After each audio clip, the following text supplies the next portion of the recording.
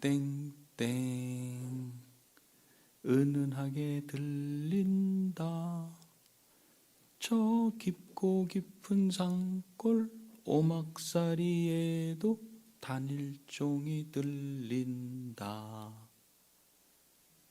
이 찬양 아시는 분이 있고 처음 들어보신 분 한번 손 들어보세요. 네, 맞아요. 지금 그 얘기 하려고 그랬어요. 아마도 대학생들 아래쪽은 처음 들어보는 찬양일 것이지만 나이가 좀 있으신 분들은 대부분 이 찬양을 알고 있어요. 이 어린이 찬송인데 여기서 탄일이라는 건 무슨 뜻이에요? 탄일종, 그래 탄일. 태어난 날이라는 거죠. 앞에 답이 다 써 있죠, 그죠? 태어난 날. 우리가 태어난 날을 뭐라 그러죠? 생일이라고 그래요. 근데 왜 우리는 태어난 날을 탄일이라고 안 쓰죠? 이 탄일은 임금이나 성인이 태어난 날을 말합니다. 우리가 왕도 성인도 아니기 때문에 우리에게는 탄일이란 말 대신에 생일 또는 높임말로 생신 이렇게 하는 거죠. 그러면 성탄은 무슨 뜻이에요? 성탄. 지금 질문이 많아가지고 우리가 복잡해질 수 있지만 역시 왕이나 위대한 성인이 탄생하는 걸 성탄이다 이렇게 표현을 합니다. 우리는 예수님이 이 땅에 태어나신 것을 성탄이라고 말합니다. 그런데 이 말 말고도 예수님이 오신 걸 사용하는 말이 또 있어요. 그게 뭐냐면 강생. 강자는 내릴 강자, 생은 날생자. 비가 얼마나 많이 내렸는지를 얘기할 때 무슨 양을 측정한다 그러죠?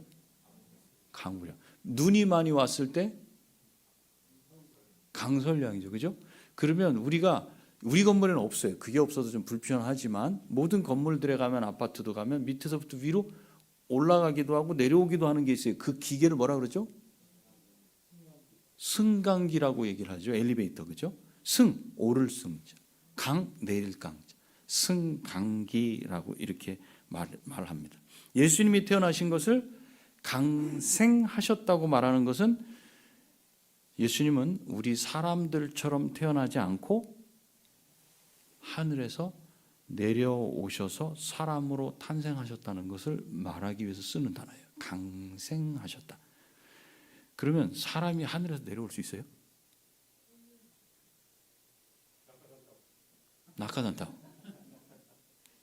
그렇죠? 사람이 낙하산을 타면 내려올 수 있지만 사람은 하늘에서 낙하산 없이 못 내려옵니다. 그럼 사람이 하늘에 있을 수 있어요?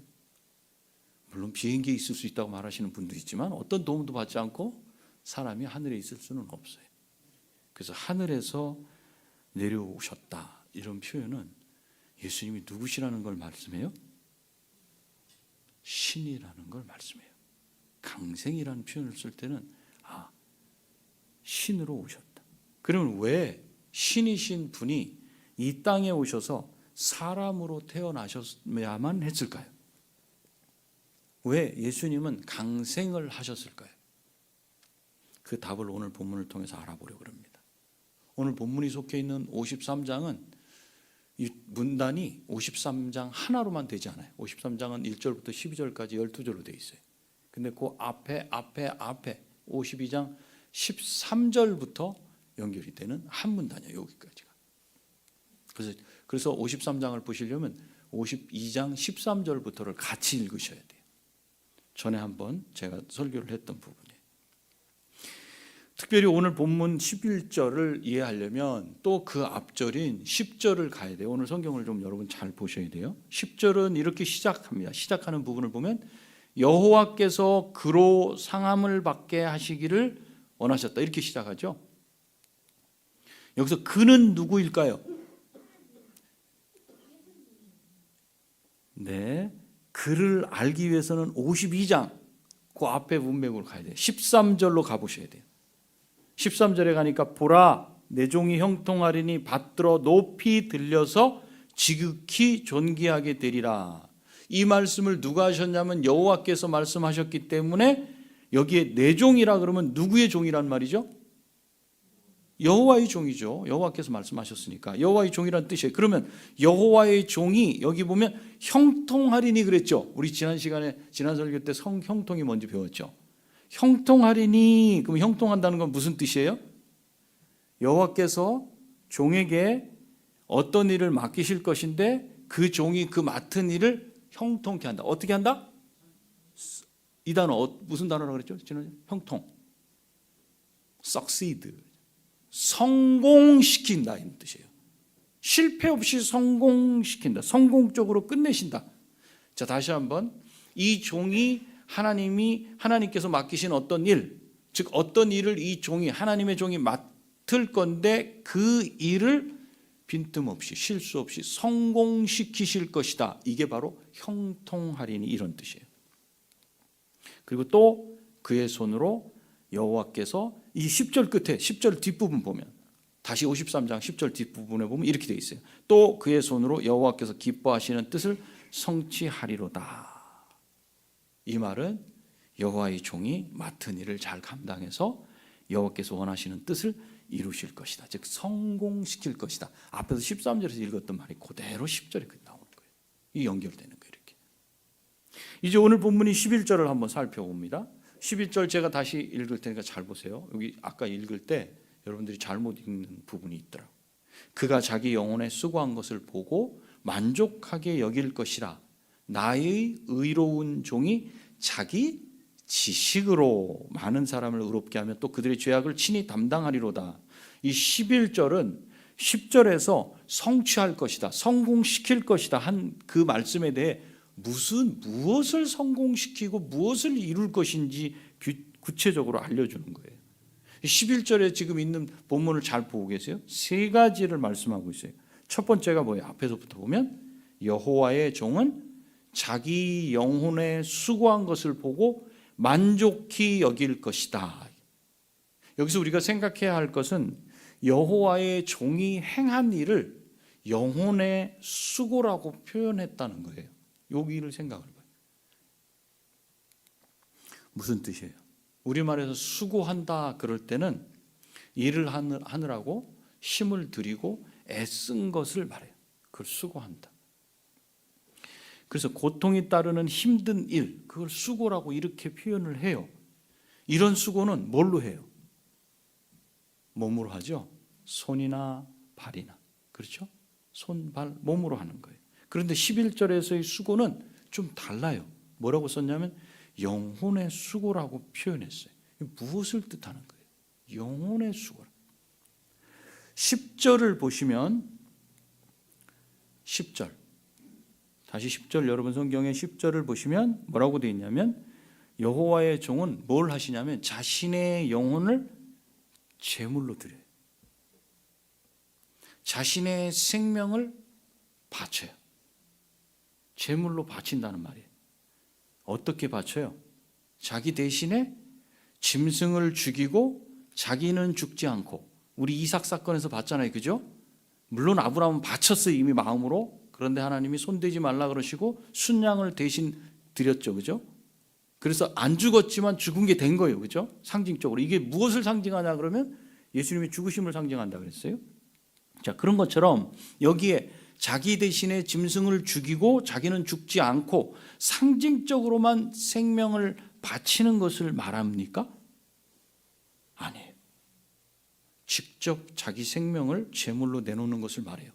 이것을 11절에서 뭐라고 표현한 거냐면 영혼의 수고다 이렇게 표현한 거예요. 그러니까 영혼의 수고는 무엇인가? 자기의 생명을 스스로 내놓고 죽는다는 걸 말해요. 그래서 여기 그가 자기의 생명을 스스로 내놓고 죽는 것을 보고 만족하게 여길 것이라 이렇게 되는 거죠.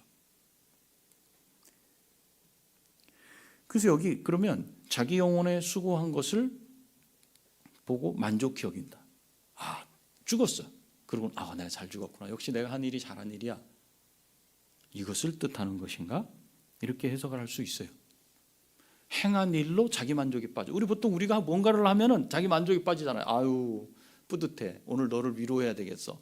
가서 맛있는 거 사 먹어. 스스로 자기가 말하는 거야. 자기 만족이에요, 그게. 그럼 지금 이것도 그거냐는 거예요. 그렇지 않아요. 이걸 좀 더 잘 해석한 성경을 제가 쭉 찾아보니까 쉬운 성경이 잘 해석되어 있어요. 쉬운 성경으로 요 11절 앞부분, 요 부분을 그대로 해석한 걸 제가 볼게요. 이렇게 해석되어 있어요. 번역이 많은 고통을 겪은 뒤에, 많은 고통을 겪었다는 건 고난받고 이런 걸 받았어요. 그리고 자기 생명을 드린 영혼의 수고, 그것을 한 후에 그는 고난의 결과를 보고 만족할 것이다. 이렇게 번역되어 있어요. 여호와의 종이 보게 될 것은 자기 영혼에 수고한 것이 아니라 그 수고로부터 나타날 후에 결과입니다. 결과. 여호와의 종이 스스로 죽은 뒤에 그것 때문에 나타날 결과, 그걸 본다는 거예요. 여호와의 종은 자기 생명을 바치는 영혼의 수고를 통해 나타난 결과를 보고 만족해 할 것이다. 이 부분 이제 이해됐죠? 무슨 뜻인지? 첫 번째, 11절에 들어있는 세 가지 내용이 있다고 그랬어요. 그 첫 번째가 그거예요. 여호와의 종이 자기 생명을 바쳐요. 희생을 하셔요. 그리고 그 일을 통해서 나타날 결과를 보고서 보게 될 것이라는 거예요. 자, 두 번째로는 여호와의 종이 많은 사람을 의롭게 할 것이다. 이 말씀이 11절 두 번째 나와요. 나의 의로운 종이 자기 지식으로 많은 사람을 의롭게 하며, 여기서 딱 걸려지는 단어가 뭐냐면 자기 지식이라는 이 표현이에요. 자기 지식으로, 그랬으니까 자기 지식이라는 말은 여호와의 종이 많은 사람을 의롭게 하기 위해서 자기 지식을 사용하는 것처럼 보여요. 가지고 있는 물을 사용해서 목마른 걸 해결해 준다라는 것처럼 자기 지식을 가지고 의롭게 한다, 이렇게 보여요. 그런데 이렇게 보게 되면 조금 전에 앞에서 봤던 첫 번째와 충돌이 발생돼요. 왜냐하면 영혼의 수고가 뭐라 그랬어요? 어떻게 하시는 거? 자기 생명을 바치는 거라 그랬잖아요. 그죠? 근데 자기 생명을 바치는 것으로 그 나타날 결과를 본다 그랬는데, 여기서는 자기가 가진 지식을 사용해서 물론 나타나는 결과를 보는 것처럼 이렇게 해석이 되면, 그래서 두 부분이 이렇게 엉켜요. 왜 그러냐? 아니, 가지고 계신 지식으로 사람들을 의롭게 할 거면 왜 목숨을 거기다 바쳐? 목숨을 바치는 건 뭐고 또 자기 지식을 또 가지고 의롭게 하는 건 뭐야? 이게 충돌이야. 첫 번째 건 해결이 됐어요. 목숨을 바치는 거. 두 번째, 자기가 가진 지식이라는 이 말이 영어 성경을 보면 원문에도 그렇고 그의 지식 이렇게 돼 있어요. His knowledge. 그의 지식. 그러나 그의 지식이라는 이 말은 그가 가진 지식을 말하는 게 아니에요. 이 부분이 이제 우리가 그냥 우리말 성경을 읽었을 때는 잘 이해가 안 되는 거예요. 그가 가진 지식이 아니라 도리어 의롭게 될 그 사람들이 갖게 될 지식, 이걸 말하는 거예요. 자, 다시요. 이 그가 가진 지식이라는 건 그 희생 제물로 바쳐질 여호와의 종이 가지고 있는 지식이 아니라 이제 의롭게 될 많은 사람들이 갖게 될 그 지식이라는 거예요. 어떤 내용이라는 거예요. 그러면 이 지식은 구체적으로 어떤 지식인가? 첫 번째, 여호와의 종이 누군가, 그리고 그가 행하신 영혼의 수고, 그 목숨을 바치신 그 수고가 나 자신과 어떤 관계가 있는지를 알고 믿게 되는 지식이에요. 이걸 신앙의 지식이라고 그래요. 다른 말로 하면 참된 믿음을 가리켜요. 참된 믿음은 여호와의 종이 누군지를 알아야 돼요. 그리고 그가 행하신 일이 나와 어떤 관계가 있는지를 알아야 돼요. 이 두 개가 다 붙어야 돼요. 그래서 참된 믿음에는 두 가지 필수 요소가 있어요. 첫 번째는 믿어야 하는 내용이 있어요. 믿어야 하는 내용. 그리고 다른 하나는 그 내용을 이제는 내가 받아들이고 신뢰하는 행동이 있어야 돼요. 그렇기 때문에 내용을 알지 못하고 무턱대고 믿으면 그것은 참된 믿음이 아니에요. 그걸 뭐라 그러냐면 맹신한다 그래요. 맹신. 믿음이 있어서가 아니라 지식적인 걸 받아들여요. 무턱대고. 이단들이 보통 이렇게 가잖아요. 맹신. 그리고 그 내용은 분명히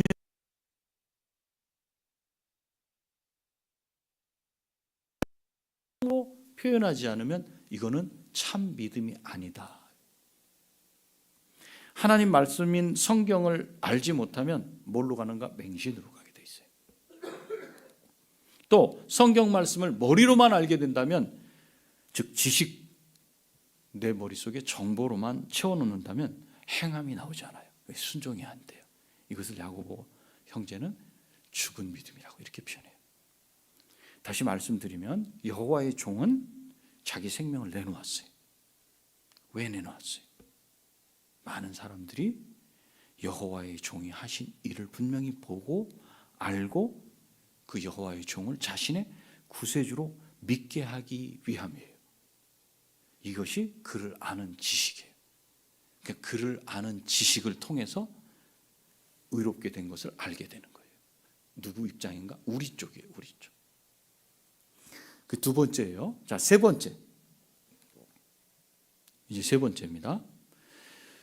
지금 11절에 세 가지 내용이 있다는 걸 말씀드려요. 세 번째, 여호와의 종이 그들의 죄악을 친히 담당하리라 하는 사실이 11절 안에 있어요. 여기서 그들이란 이 세상의 모든 사람을 뜻하는 게 아니에요. 의롭게 되는 많은 사람들을 가리켜요. 그리고 죄악을 친히 담당하리라는 뜻은 다른 분이 아닌 그분, 여호와의 종이 죄악을 짊어지신다는 의미예요. 죄악을 짊어진다는 것은 죄에 대한 책임을 지고 그 죄에 대한 값으로 죽는다는 것을 말해요. 그렇기 때문에 여호와의 종은 죄악을 짊어지려고 자기 생명을 내놓게 된다는 걸 우리가 11절을 통해서 알 수 있어요.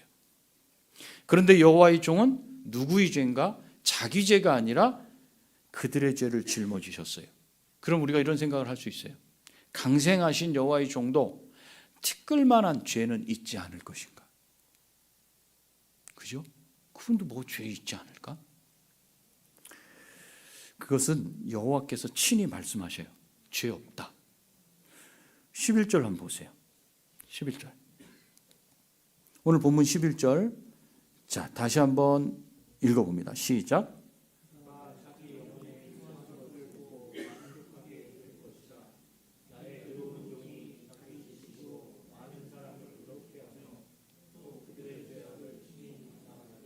여기서 여러분 단어를 찾아보세요. 여호와께서 친히 여호와의 종이 죄가 없다라고 선언한 말씀이 있어요. 그게 뭐예요? 세 단어로 되어 있어요. 자, 그 세 단어가 아니지 한 단어지. 의로운. 의로운 종. 또 하나가 더 있어. 그 앞에 붙은 게 나의 의로운 종 이렇게 말씀하시죠. 여기서 나는 누구냐면 여호와 하나님이셔요. 하나님이 말씀하시는데 의롭다 그러셨어요. 하나님이 의롭다 이렇게 말씀하신 것은요, 아무도 토를 달 수 없는 절대 완전한 무죄를 선언하는 거예요. 여러분 의로워요? 안 의로워요? 의로워요. 누가 그렇게 말씀하시는 거죠? 하나님. 누구 때문에? 누구를 믿기 때문에? 예수님을 믿기 때문에 하나님은 의롭다, 죄가 없다 이렇게 선언하셨어요. 이 선언에 아무도 토를 달 수 없어요. 그런데 우리가 토를 달아요. 뭐 때문에? 내가 가면서 가끔 나쁜 생각을 해. 가끔 말씀과는 어긋난 말을 해. 가끔 나쁜 행위를 해. 이런 것 때문에 스스로 아니야, 의롭지 않을 거야. 그렇지 않고 하나님께서 불의하시지 않고 의로우신 하나님께서, 공의로우신 하나님께서 의롭다 이렇게 하시면요, 거기에 여러분 아무 토도 달 수 없어요. 믿는 믿음 때문에 의롭다. 지금 여기 종을 향해서 의롭다, 완벽하게 무죄하다 이런 거예요. 사람들은 완벽하게 의로운 자가 고난을 당한다, 심지어 죽임을 당한다, 이건 꿈에도 생각하지 못해. 여러분 생각해 보세요. 아니 죄 없는 사람이 왜 저런 걸 당하지? 그래서 53장 8절에 이렇게 말씀하고 있어요. 53장 8절. 그는 곤욕과 신문을 당하고 끌려갔으나 그 세대 중에 누군가가 생각하기를 그가 살아있는 자들의 땅에서 끊어짐은 마땅히 형벌받을 내 백성의 허물 때문이라 하였으리요. 즉 그가 죽는 것은 어떻게 마땅히 형벌받을 내 백성의 허물을 인함이라 이렇게 할 수 있겠냐고요. 아무 죄 없는 분이 하나님 앞에 죄를 지은 자마다 무엇 때문에 죽냐면 자신의 죄로 죽어요. 자기가 잘못한 것 때문에. 이것이 하나님의 공의입니다.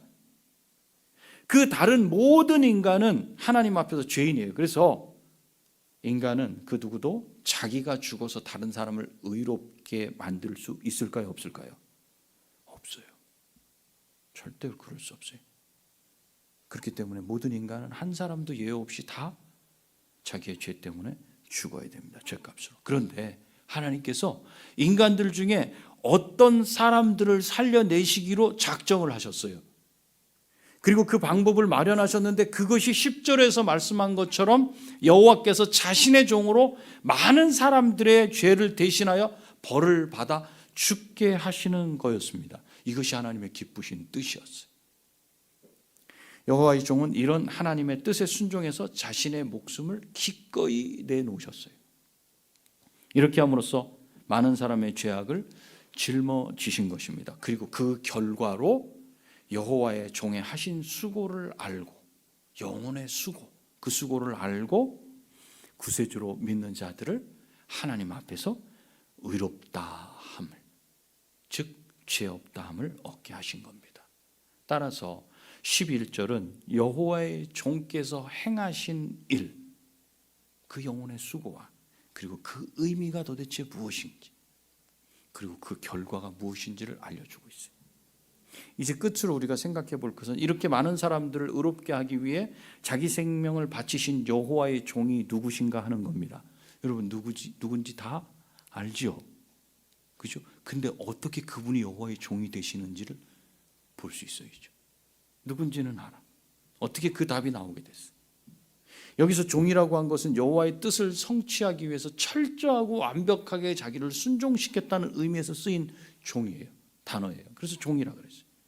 순종하고 낮아졌다는 거예요. 그럼 이 여호와의 종이 누군가?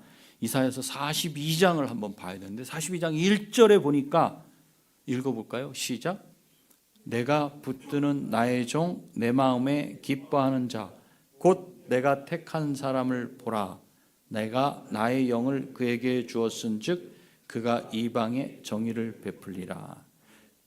그럼 여호와께서 기뻐하시는 종은 누구예요? 자, 예수님께서 요단강에서 세례를 받으시고 물에서 올라오실 때 일어난 일 여러분 알죠?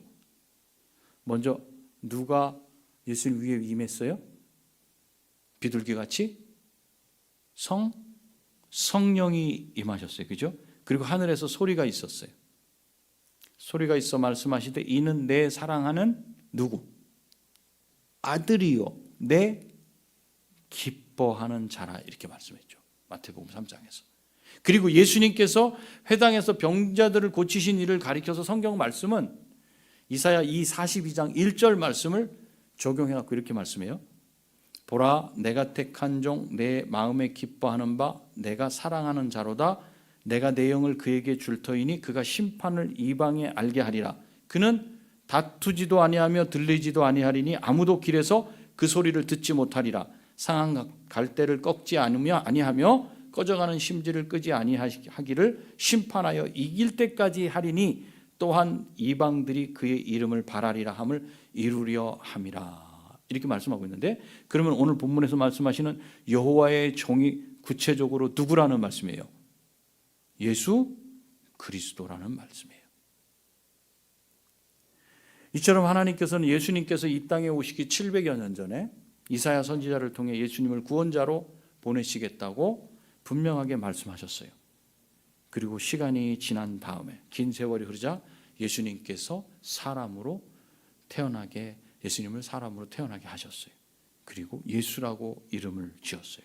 그것은 예수님께서 하실 일이 무엇인지를 이 이름으로 보여줘요. 마태복음 1장 21절에 천사가 요셉에게 이렇게 말씀합니다. 아들을 낳으리니 이름을 예수라 하라. 이는 그 이유, 왜 예수라 해야 되죠? 그 이유는 그가 자기 백성을 그들의 죄에서 구원할 자이심이라 하니라. 그럼 왜 예수님을 그리스도라고 하는가? 그리스도라는 말은, 예수라는 의미는 알았어요. 그리스도라는 말은 메시아라는 뜻이에요. 메시아. 똑같은 말이에요.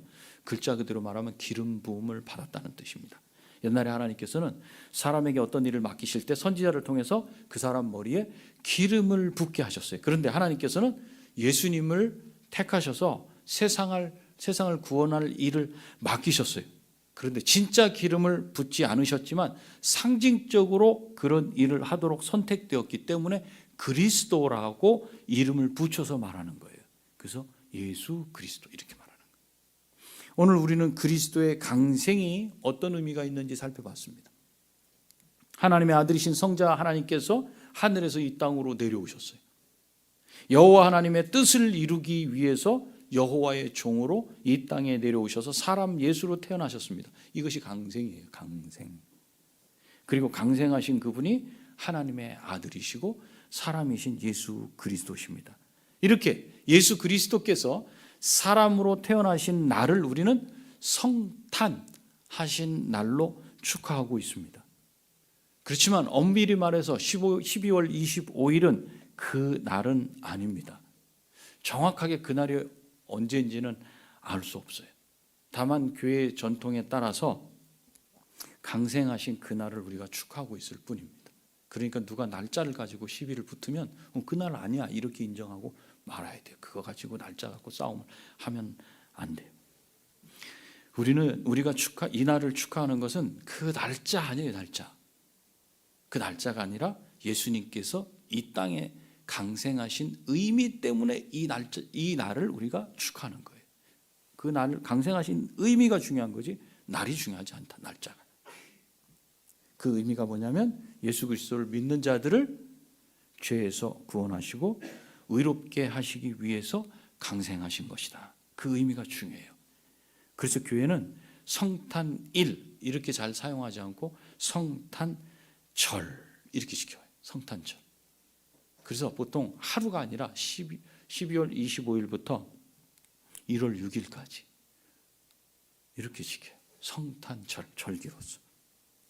그리고 크리스마스라는 말은 또 성탄절을 의미하는 게 아닙니다. 성탄절이라는 뜻이 아니에요. 크리스마스. 이 말은 그리스도의 예배라는 뜻이에요. 마스라는 말이 예배, 미사라는 뜻이 있어요. 앞에 크리스는 크라이스트. 하나님의 아들이시고 우리의 구주이신 그리스도를 예배한다. 그 뜻이 크리스마스예요. 그러면 메리 크리스마스라고 할 때는 하나님의 아들이시고 그리스도를 예배하는 기쁜 예배 이런 의미예요. 그러니까 일반인들이 사용할 때 메리 크리스마스라고 하는 건 이 크리스마스 오늘을 12월 25일을 맞이한 여러분들 그냥 즐겁게 케이크도 먹고 뭐도 먹고 즐거운 시간이 되십시오 하는 그런 의미지만 실제 의미 자체는 그게 아니라는 거예요. 기쁘게 그리스도를 예비해. 왜? 그분이 바로 내 죄를 사하시려고 오셨기 때문에. 그리스도를 예배하는 것이 기쁘고 즐거우려면 우리는 어떻게 해야 돼요? 감사가 넘쳐야죠. 감사. 여러분을 구원해 주신 강생하신 그리스도 때문에 여러분 감사합니까? 기쁘세요? 오늘은 기쁜 날이에요. 예배를 마치고 돌아가서 여태껏 괴로워서 지금 계속 그냥 푹 놔뒀던 거, 묵어 놔뒀던 거, 그거 집에 가셔가지고 그거 찾아가지고 다시 이걸 어떻게 해야 되나? 오늘은 그러지 마세요. 그 모든 걸 다 떠나서 죄와 사망 가운데 있는 여러분을 구원하신, 그러기 위해서 영혼의 수고를 하기 위해 이 땅에 오신 예수 그리스도를 축하하고 기뻐하고 감사해요. 다른 거 생각하지 마. 그것 때문에 기뻐해야 돼. 예수님께서 죽을 나를 살리셔서 이렇게 망하지 않고 살아있게 하실 뿐 아니라 나를 누구 삼으셨어요? 하나님의 자녀 삼아주시고 하나님이 주시는 은혜를 누리게 하시고, 내가 살아가는데 힘든 거, 고통스러운 거, 어려운 거 당하는데 우리는 그걸 꼭 내 옆에 그걸 당하지 않는 누군가를 보면서 왜 저 사람은 이런데 나는 이래요. 그게 아니라 나는 나대로 하나님께서 주변의 모든 걸 사용하셔서 나를 빚어가셔 예수 그리스도를 닮아가도록 하시고 각자 특별한 교육을 다 그렇게 교육시켜 주시는 그 하나님 앞에, 그런 자들이 모여있는 교회 공동체 앞에 감사해요.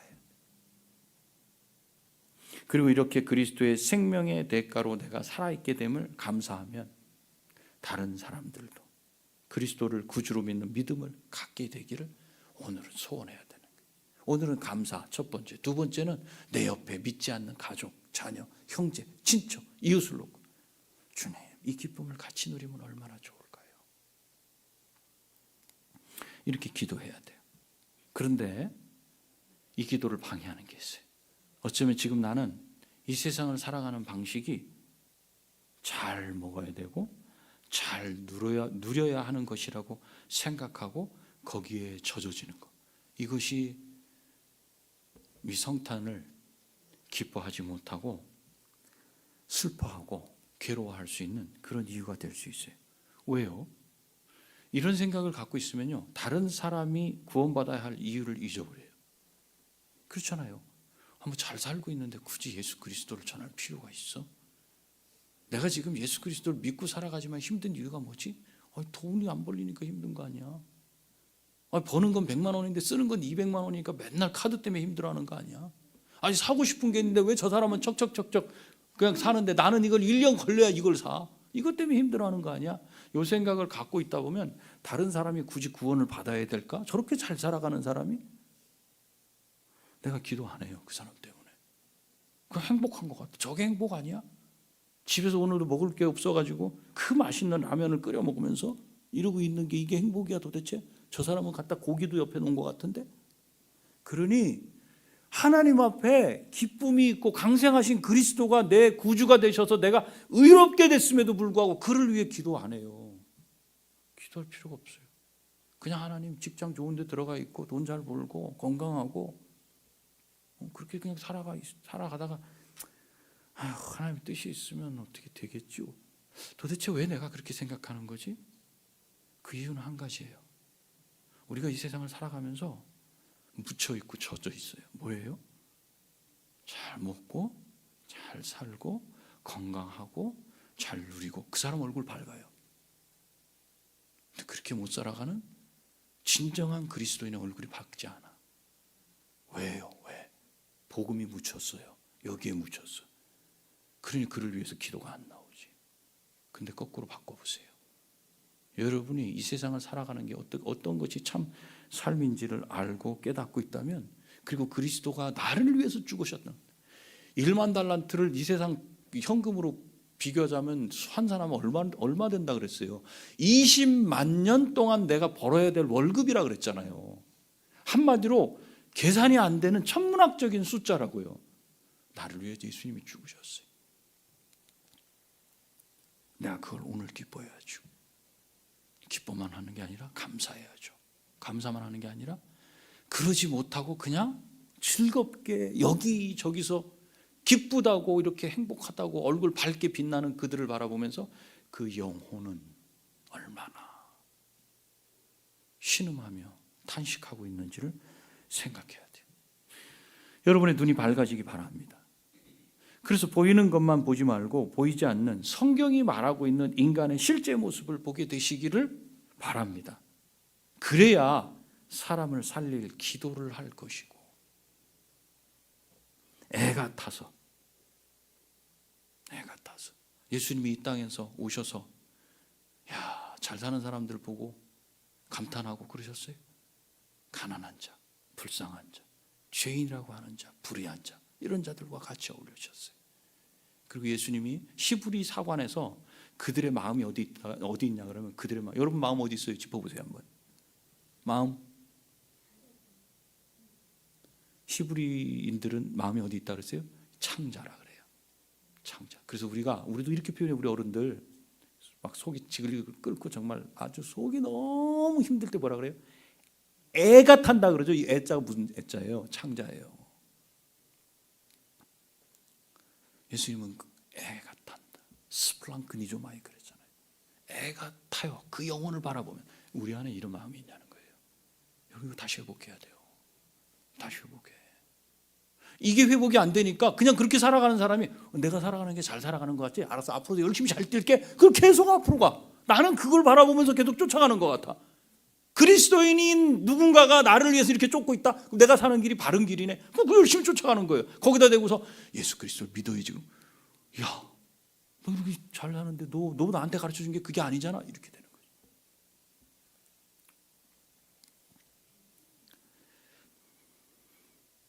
이 마음이 있어야 사람을 살릴 기도를 할 것이고, 애 같아서 죽을 힘이 생겨서 자식을 위해, 부모를 위해, 남편을 위해, 아내를 위해, 이웃을 위해 살려달라는 기도가 나올 거예요. 여러분 기도 1년 동안 얼마나 하셨어요? 이것만 해도요 매일 기도가 될 거예요. 하나님 제발 좀 구해 주셔야죠. 언제 어떻게 떠날지 모르는데 제발 구원해 주십시오. 이 기도를 할 수 있잖아요. 근데 그 기도가 간절해지지 않는 이유가 뭘까? 내가 지금 다른 복음이 나한테 들어왔어. 다른 복음. 예수 그리스도를 믿는 거 그 무슨 소용이 있어 그거. 다른 걸 붙잡고 있기 때문에 나도 지금 거기에 지금 눈이 확 뒤집혀 있기 때문에 그런 거. 여러분의 눈이 밝아져야 돼. 지금도 전 세계에서 그리스도의 강생을 믿고 수많은 고통을 당하고 죽어가는 자들과 하나님의 택함을 받았지만 아직 그리스도를 믿지 않고 삶 속에 안주하고 있는 자들이 그리스도의 오심의 그 이유, 이 날짜 말고 그 이유를 들을 수 있도록 우리를 사용해 주시기를 기도해야 됩니다. 여러분 영혼 좀 구원해 달라고 하는 마음에 눈물을 쏟고 내 가슴이 찢어질 정도로 아파지는 그 고통의 세계로 들어가 보세요. 그러면 지금까지 생각했던 삶의 우선순위가 바뀌는 거예요. 여러분에게 그런 은혜가 있기를 바랍니다. 아멘. 그것이 성탄을 대하는 우리의 바른 태도입니다. 이제 그리스도 안에 있는 저와 여러분들에게 하나님이 주시는 진정한 평안이 있기를 바랍니다.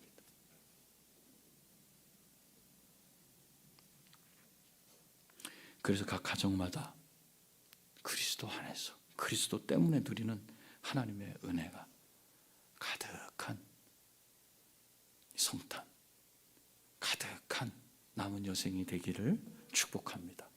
기도하시겠습니다. 기도하실 때 그리스도 때문에 감사. 그 감사를 평생 잊지 않게 해주십시오. 그리고 그 감사는 내 옆에 다른 영혼, 죽어가는 다른 영혼을 보고 마음이 들지 않는 그런 완악하고 강팍한 마음이 아니라 그를 보면 가슴이 찢어질 듯 아픈, 그래서 기도가 나올 수밖에 없고 눈물이 나올 수밖에 없는 그런 심령이 되도록 붙들어 주옵소서. 우리 기도하시겠습니다.